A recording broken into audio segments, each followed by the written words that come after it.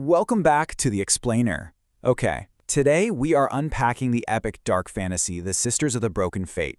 And look, this isn't just your standard swords and sorcery setup, right? It's this masterful, deep dive exploration of family, toxic destiny, and the sheer raw willpower it takes to actually break cycles of betrayal. So if you're into complex sisterhood dynamics and, throwing down with literal gods, you are absolutely going to love this explainer. Let's get right into it.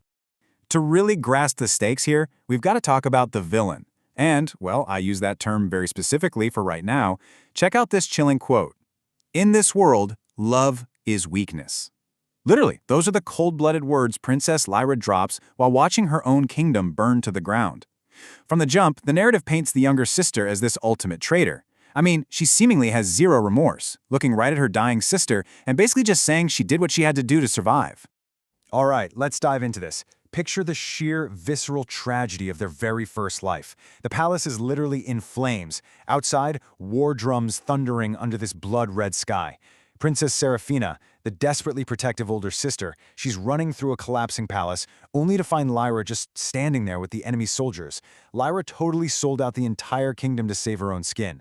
Seraphina gets pierced by enemy swords, she's collapsing, it's awful. But right as the burning ceiling crashes down to swallow them both, we see this tiny sliver of a crack in Lyra's cold facade. She actually screams her sister's name. Now, normally, death is the end of the line, right? But here, it's literally just the prologue. To make sense of this whole puzzle, we need to quickly map out the reincarnation timeline, because we're dealing with three distinct lives. First, the fall, that fiery betrayal we just talked about. Then comes the second life, the trap, where they desperately try to change things but just get snared in this sinister web. And finally, the third life, the rebellion, where all the secrets finally get laid bare. So let's skip ahead to that second life and see how this all builds. So, Seraphina gasps for air, and suddenly she's in this luxurious bedroom. White roses, gold curtains, the whole shebang. She and Lyra have been reborn as daughters of a ridiculously powerful duke.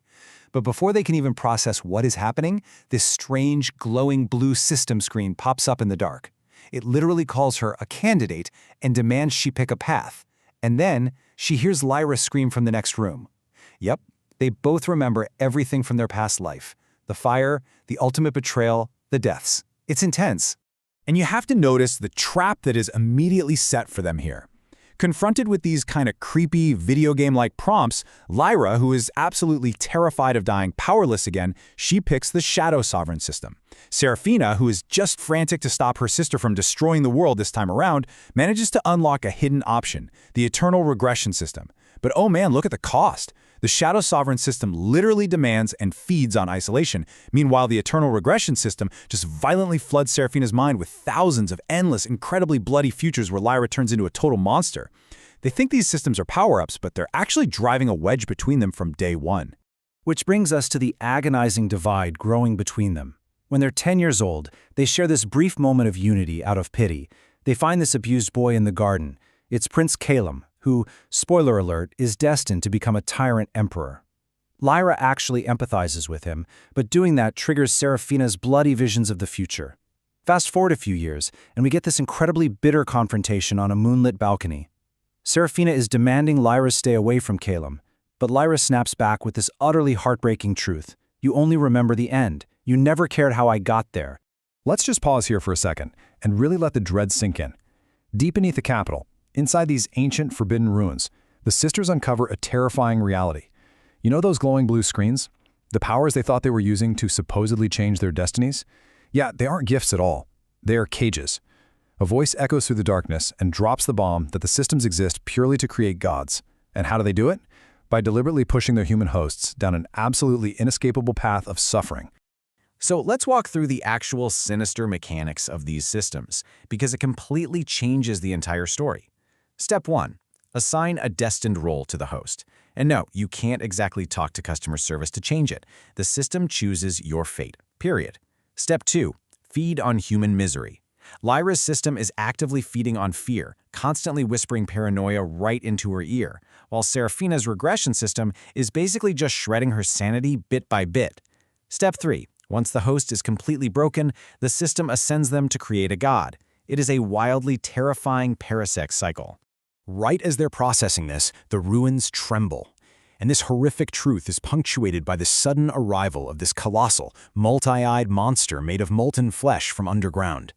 But honestly, this forces the sisters to actually fight back to back. And for this one brief, beautiful moment, Seraphina's sword skills and Lyra's dark magic synchronize perfectly. It's this tragic glimpse of just how incredibly powerful they are when they're together, right before the system's poison and the lingering trauma of that past betrayal ruins it all over again. But fate, especially the way these systems designed it, is relentless. When they turn 17, exactly as Seraphina's awful visions predicted, Prince Calum ascends the throne. He becomes a full-blown tyrant through assassination and war. He summons the sisters to his Black Throne and actually invites Lyra to join him. Seraphina refuses immediately, obviously, but Lyra hesitates. And it's that tiny, quiet hesitation that absolutely terrifies Seraphina, because it means the cycle is repeating. Yet, the narrative totally pulls back the curtain on Lyra's internal torment here. Notice the stark emotional contrast. The Empire is descending into total chaos, and Lyra is growing outwardly way colder, but privately, she is crying alone in the dark. The Shadow Sovereign system is just relentlessly whispering in her mind, trust no one, rule or be destroyed. But the real tragedy is that whenever Seraphina walks into the room, Lyra instantly forces a fake smile and pretends everything is completely fine, cementing those massive walls between them. And all of this tension culminates in a devastating confrontation during a rebellion at the capital. Seraphina finds out that Calum is planning to sacrifice thousands of innocent people using forbidden magic, and the ultimate gut punch? Lyra knew about it. When confronted, Lyra claims she's actually siding with Calum to save Seraphina. But for Seraphina, hearing those exact same words from their first life, it's like being stabbed all over again. It's the exact same fear. The second betrayal is officially complete. But wait, because right here is where the story completely flips the script on us. The forbidden ritual actually fails, the sky splits wide open, otherworldly creatures pour through, and humanity is basically annihilated overnight. Calum literally dies laughing on his throne. But in the final apocalyptic battle, Lyra is standing right beside Seraphina. She leans in, takes a breath, and whispers, "I never hated you." And then she shoves Seraphina through a portal of light, sacrificing herself so her sister can live, just as the entire world explodes behind her. Boom. The third life awakens. Seraphina opens her eyes, and she's a child once again, in that same luxurious bed. The regression system has activated, but this time around, a cold, suffocating dread just fills her chest. A voice in her mind chimes in, 2 regressors detected. Oh man, Lyra hasn't just died, she actually regressed back in time with her. The sister who just ended the world is back. So, when the sisters finally come face to face in this third life, the entire tone of the narrative violently shifts. Lyra doesn't attack, she doesn't sneer or act cold. She immediately falls to her knees, completely broken, and starts sobbing. And then she utters this phrase, "I betrayed you to save you." That single line is an absolute emotional gut punch. It takes all of Seraphina's suspicion and instantly turns it into pure, unadulterated heartbreak.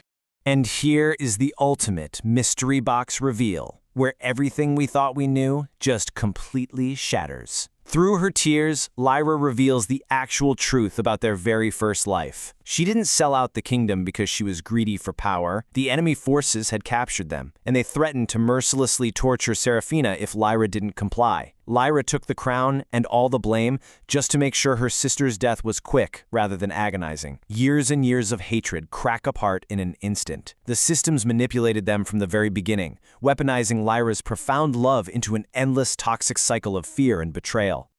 And honestly, this brings us to exactly why this story matters so much, and what you should really take away from this explainer. The systems in this story serve as this brilliant high-stakes metaphor. I mean, think about it. How often do we find ourselves locked into predetermined roles, like the responsible one or the troublemaker, assigned to us by our families or by society? How often do external pressures and toxic cycles manipulate our most genuine love and our deep-seated fears into division and estrangement? To break this cycle, you first have to recognize that the cage even exists. You have to communicate the truth, no matter how painful it is, just to stop the machinery of manipulation from completely grinding you down. Which leads us right into the triumphant climax. Armed with the absolute truth, there are no more lies, no more fear, and definitely no more betrayal. The final war isn't against some human king or demons or a corrupt empire. The war is against the system itself. This massive, terrifying divine entity descends from the heavens, declaring an error in their destined path. But this time, Seraphina raises her sword, and Lyra opens up a massive sea of shadows right beside her. They are completely united. They hold out their hands to each other and charge the heavens. Together, they actually make fate itself tremble. It is an incredibly powerful reminder that destiny is really only as strong as our willingness to accept it. Seraphina and Lyra literally had to die twice and endure unimaginable heartbreak just to realize that the only thing actually holding them back was the system they were participating in. So I'll leave you with this final provocative thought to chew on. What predetermined cycles in your own life, what toxic systems or unspoken family rules are you finally ready to break? Thanks so much for diving into this incredible story with me. And hey, keep questioning the path that's been laid out for you. Catch you next time.